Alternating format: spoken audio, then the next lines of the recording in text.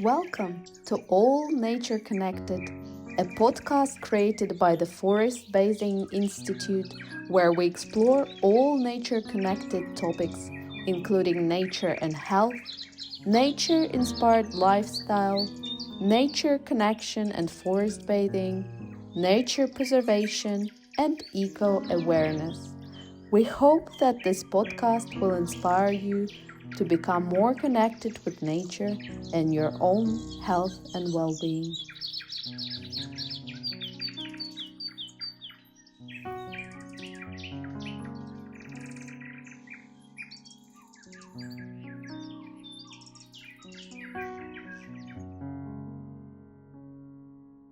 Hello, everyone. This is Olga from the Forest Bathing Institute, and today we have a very special guest joining us, Cynthia Achieng from Guardians Worldwide. And Cynthia is a volunteer legal researcher for Guardians Worldwide, an organization whom we will be talking more about today. And she's also a Kenyan lawyer currently based in the United States. And so thank you very much for joining me today, Cynthia. And if you could tell us a little bit more about the work of the Guardians Worldwide. What is this organization standing for? What's the main aim and purpose of this organization? Yeah, thank you so much, Olga. Thank you for having me. So, Guardians Worldwide it's a UK-based organization. It's a nonprofit that it's an alliance of local communities that works with preservation of biodiversity and climate action.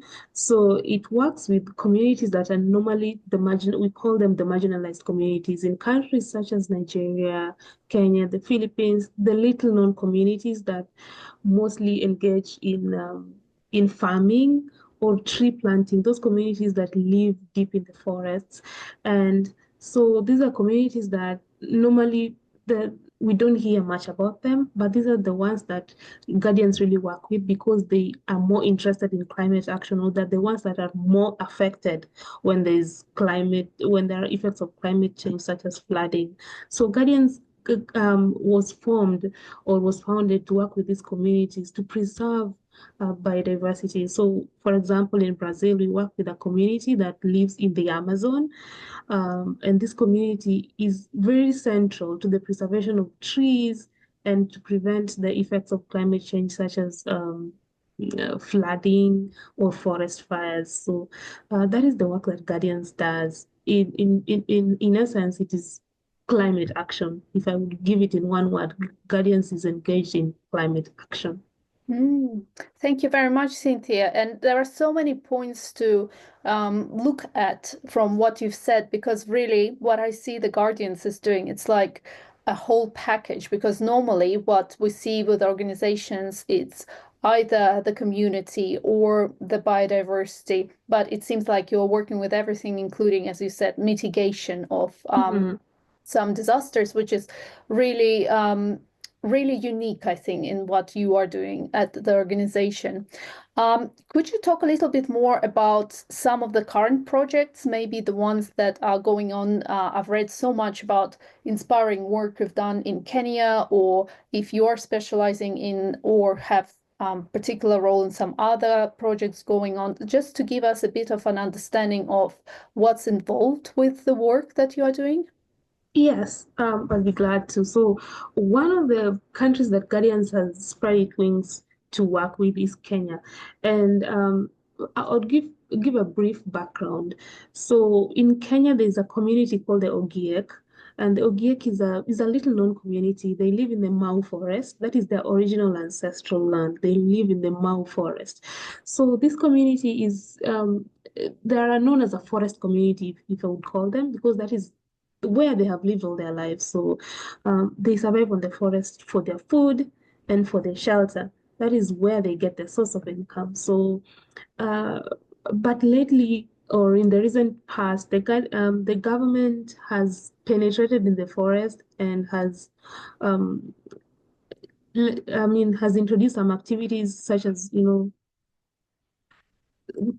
deforestation, so as to create land for other projects, of the government. And the deforestation has led to a lot of displacement for this community. So Guardians and other organizations came together and decided to work with this local community to try to restore the forest back to its original position. So the work that Guardians is currently doing is one, it works with two different groups. The Mau Forest group, which is it's the Ogiek community, Guardians funded programs to ensure that there's reforestation in the community and to ensure cultural heritage is preserved. Because as I said, this is a forest community. They survive on the community for their livelihood. They engage in things like beekeeping, and that is where they get their income. So because of government interference, they are losing this. And so Guardians is coming together to try to restore what has been lost. So there have been efforts to do reforestation in the Mau forest, and there's something called forest twinning, if I call it so, where we work with the local community, and a tree rescue hub has been created to plant more trees, seedlings, and especially those trees that are going into extinction or those that are more threatened.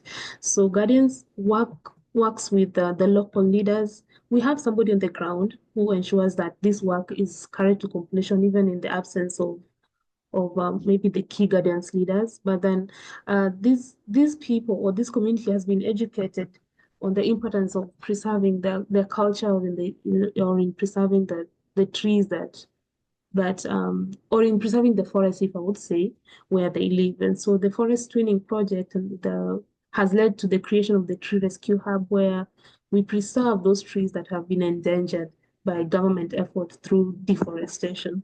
So that is one that I would say one of the key projects that Guardians is working on, the creation of the Mau Forest Tree Rescue Hub. It rescues these trees that have been threatened by government efforts through deforestation. Another thing is there's another project in Lake Bogoria. Lake Bogoria is in Baringo County, and that's also another area where Guardians has gone into. Lake Bogoria is particularly affected, especially because of the long drought seasons. So during the drought season, a lot of it experiences very long drought season that span sometimes um, I would say like periods as long as maybe a year without rain, and that means that there's no food, or that means that the trees die. So there's another tree rescue hub also in Baringo, and there are also local community leaders that Guardians work with in Kenya in that particular area to to to preserve the trees or to preserve the vegetation. And so we introduced this tree rescue hub. It's the major project that we have in Kenya to rescue the particularly endangered trees that are susceptible to changes in climate, like sorry, to changes in climate, like maybe when there's famine or drought. These are trees that naturally they wither or they die. And so Guardians has found a way to preserve them so that they don't go into extinction. Excuse me. So that is or rather those are some of the work that Guardian does in Kenya. Mm. Uh, if I may summarize it, so yes. Oh, it's beautiful. Thank you so much. And it really is amazing how I think, as I said in the beginning, you work with the communities and also at the same time preserving trees or species that are of particular interest, such as ancient trees. Um, and I think one of the things that I often see in the line of work that we are doing in the UK that is a bit sad is that sometimes people are seen different from nature. So, in a sense, if there is a will to protect nature, there is often a movement to prevent people going into nature. Mm-hmm, mm-hmm, And I think what is so valuable and inspiring in your work is that you actually work with communities. Of course, they're very conscientious communities. They're not just just people who would maybe abuse land and use it for their own gain, but you are working with the communities and helping them build their a livelihood while at the same time preserving the trees. So in terms of, the importance of this work, maybe in your own words, I know that there are different views, different understandings on what it means to preserve nature or what it means to do climate action. Why do you think this work is important? What is the significance or maybe even the need of this work? Why do we need to even look at projects like the one that you described happening at Kenya? Yeah, that's a great question. The first thing is that, I mean, climate change is no secret. It's no secret that climate change it's a live issue. It's something that is going on all over the world, and we see the effects everywhere. And so one of the things, or rather one of the effects that are so pronounced is famine and drought. Those are things that really affect Kenyans, and we see it like in the northern part of Kenya, we see that people don't have food. You see, when you walk around, you see the ground is dry. There's no vegetation, and so people struggle to even get food, the basic necessities of life. No food, no shelter, and things like that. So the if things like deforestation have really led to problems that have they have gone over the years, they overlapped over the years. This is not something that is just starting now or before Guardians came into Kenya. These are things that you have witnessed, and they have they have been called for action over and over again. So because of climate action and things that affect people every day, it has been necessary to do something. And that is why Guardians realized that there is work to do in Kenya. And even before Guardians, I was working with, if I may deviate a little bit, I was working with a different organization that was also doing, um, that was also engaged in climate advocacy, where there would be, there was a period in the year where we would say, this is a period where we are just going to be planting maybe 1,000 trees in this area. So, and that is to curb the effects of, I mean, deforestation.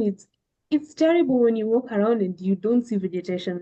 It's terrible when people cannot even access something like food. So, because of this, because of climate change, it has been necessary to do something, and that's why I would say it's important to preserve biodiversity. If we go against nature, like you said, if we go against nature, nature will also rebel against us, and that's why it's rebelling against us by also refusing to give us what we need. So, because of this, the forest twinning project, it's amazing the work that has been done so far. It's something that started in 2023, and we can see right now that we hear testimonials from these communities, and they say, oh, at least now there's rain, and we can plant and we can get our vegetables. The beekeeping project, it's working. And these testimonials warm our hearts when people come back and say, thank you so much, Guardians. The work that we do here is important for us.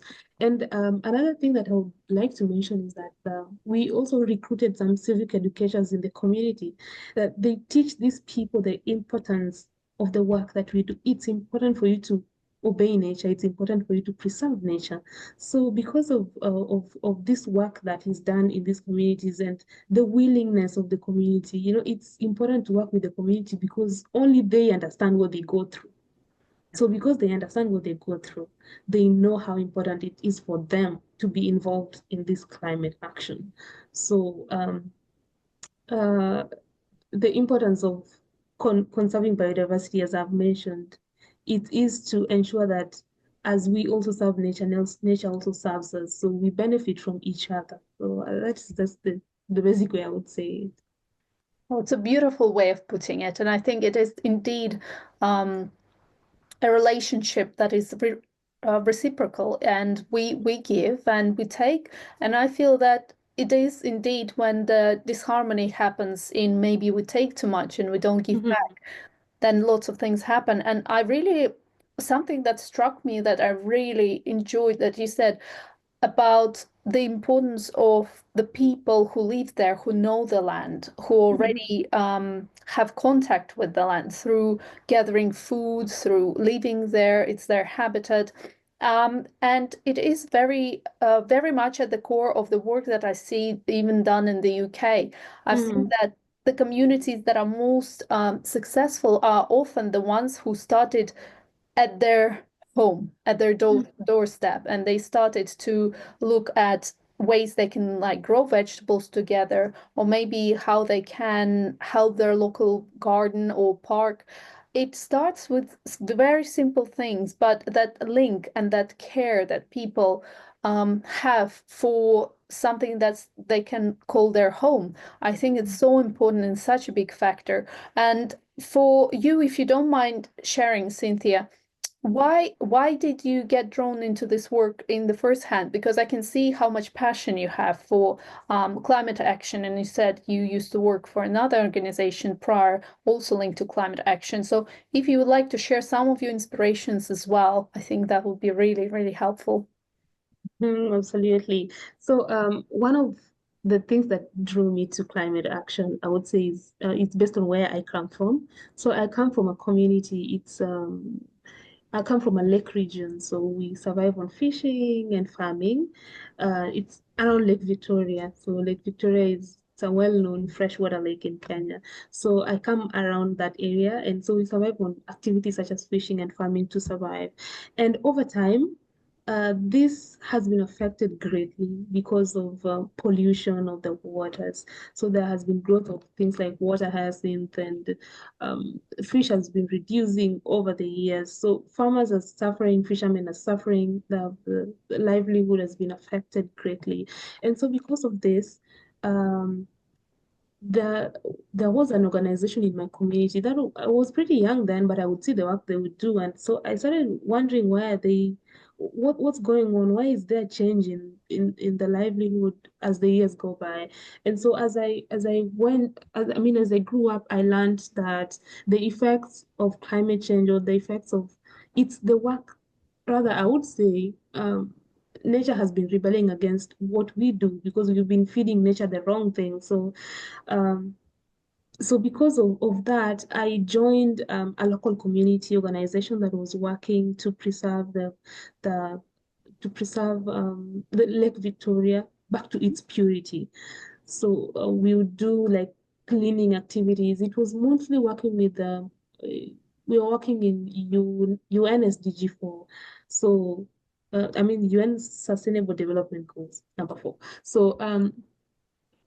So this organization was doing climate advocacy. So we would go and do cleaning of the ocean area or the lake area. So over time, I would say that there was improvement and things got better. But again, interference because people also want to commercialize the commercialization, urbanization. These are things that also affect. So as much as we try, there's pollution coming back in. So it's a back and forth thing. So when I was introduced to Guardians, I thought that the work that they did appealed to me. It is something that I have been exposed to, and so I wanted to also do more. And especially, I would mention again the Mau forest. Mau forest has been subject to litigation even in the African regional courts. So there has been a judgment. The Mau forest, the community, the Ogier community took the government to court, to the African Court on Human and People's Rights. They took the government to court because of government interference that has led to such severe consequences in the area. So the forest has been decreasing over and over the years. So I joined Guardians because Guardians was working the Mau forest, and because I'm a lawyer, so I knew about this case. So I was like, oh, so there's an organization that is working to help the Mau forest back to where it was. I would like to work with these people. So that's how I came to join Guardians.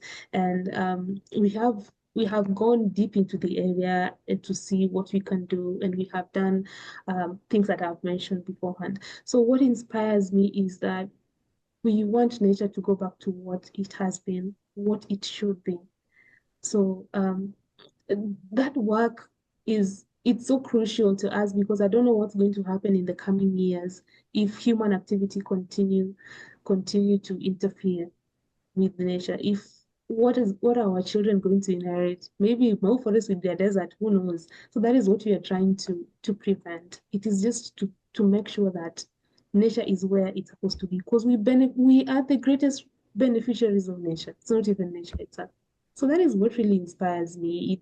It's to keep things the way they are, because we are the greatest beneficiaries. Yes. Mm, indeed. Oh, it's so wonderful. And it's so inspiring and at the same time, a bit sad because as you were talking, Cynthia, I was thinking about similar situation to what you were describing back at home, where you started your climate action and helping clear the lake of pollution. And now thinking where I am now, of course, we are in the UK, we're on an island, and Mm-hmm. remembering talking to people who maybe 10, 15 years, even yeah, somewhere around there. They could swim in the lakes and not worry about pollution. Mm-hmm. They could fish. They could not worry about their kids getting poisoning after going and dipping in a local lake or going to the beach. And of course, the situation has deteriorated, especially in the last 5 years here in the UK. And we also lots of companies are now going to court for what they've done, but it just doesn't stop the effects, does it? Because that's the thing. Once it started, it's not as easy to clear everything out of the rivers, out of the ocean, and it is painful to see that it's everywhere, that there are all the communities, doesn't matter where you are on the globe, you are likely to experience that issue. And of course, what you said about what happens when if it goes on, it carries on. And I think that sometimes, and of course, politics change, but it does feel, and I think most of us in the climate action movement see that there isn't enough, unfortunately, action to mitigate the problems or to solve what problems we already have. So I know that we're not going to go too much into politics in this podcast interview, but maybe if you would like to share something with our listeners, maybe some message you want people to hear at this point, maybe something that they can also do themselves, what would be that message for our listeners? Mm. I would say we are able to change the world one step at a time. It's we normally say for our slogan is you'd change the world one tree at a time. So you don't know what impact the little work that you do would have in the coming generation. When we started the tree hub, it was something that looked futile maybe. It looked like it wouldn't do much. But then when we see the effect or when you see the results, we think that it's amazing the work that is being done. So we can change the world one tree at a time. That is what I would say. So by one tree planted, another or maybe 1,000 more would result in that, or rather, somebody would get their food tomorrow. So when you clean the environment, when you plant the trees like Guardians Worldwide is doing, another person will be inspired to do it. So, like in the local communities, when they saw the work that Guardians is doing, they also got motivated. In the beginning, there's some sort of maybe some not resistant. I wouldn't call it resistant, but you see that people are not really motivated to do it. But then when they see the effect or the results, they also think that, oh, we can also get involved. So you can also change the world one tree at a time, one person at a time. Do what you can do where you are. And then the next person will also see that what you're doing is yielding fruit. They will also get motivated to do it. So that is what has been happening, and that is what inspires us to do what we do. Mm. So beautiful, Cynthia, and thank you for that message. And it resonates so much with the work also we are doing at the Institute and we are seeing done here in the UK and actually worldwide. Despite everything that's happening, people are really rising, and we can see it in the protests. We can see it in general awareness that people are having towards a more eco-sustainable style of living. And I think it is important to, while we might be talking about some very big problems such as climate change or deforestation or displacement of native people, but at the same time, bring it all back and seeing that even small individual actions make a difference. Like today, I was talking a little bit about rewilding, which is conservational initiative where you leave the place alone to let nature take over. And Mhm. actually, if you even do something as simple as in your garden, let the grass grow without trying to mow everything down or stop weeding the weeds out, then you might see that nature starts coming back. The beauty of nature is it's resilient.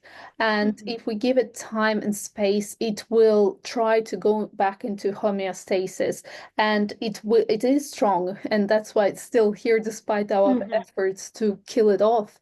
But at the same time, small actions, if everyone does even a small action, they all build up. So I'm really grateful for this message that you shared, Cynthia. And also, I wanted to see if there is any way that anyone who's interested in the Guardians worldwide, maybe they would like to join your projects or become a volunteer. Is there a way that the listeners could help your project? Absolutely. So Guardians accept volunteers all year round. We have so many volunteers, thankfully. The local communities that we work with, the countries that we've penetrated, we have people wanting to join us in the work that we do. So we accept volunteers, we accept any sort of donations with the projects that we do.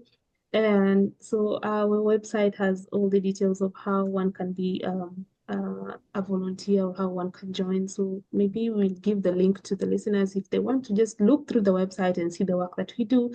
And then they can maybe if anyone wants to donate to a particular project that interests them, that is open to them. And also if they would just want to be part of Guardians and to to be the voice just through advocacy, just speaking out, letting the world know what Guardians does. That is also very much open. So um, our website has pretty elaborate details of how one can join us and the work that anyone can put in with us.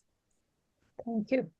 Thanks so much, Cynthia. It was a pleasure to have you today, a pure joy, and I really learned a lot about the importance of looking at the issue from different perspectives and also inspired by the complexity of your work, but at the same time, your courage in implementation. Because looking at big projects, sometimes you just want to leave them alone and say, well, the government will do it or someone else will do it. But actually going into communities and working hands in into the soil, literally, and planting trees and helping people with their a livelihood and with their home, building back their home. It's so inspiring. So I do say to all our listeners, have a look at the Guardians Worldwide website and look at their projects in Kenya and also other places if you are interested. Also, please join as a volunteer if you feel it's you're drawn to this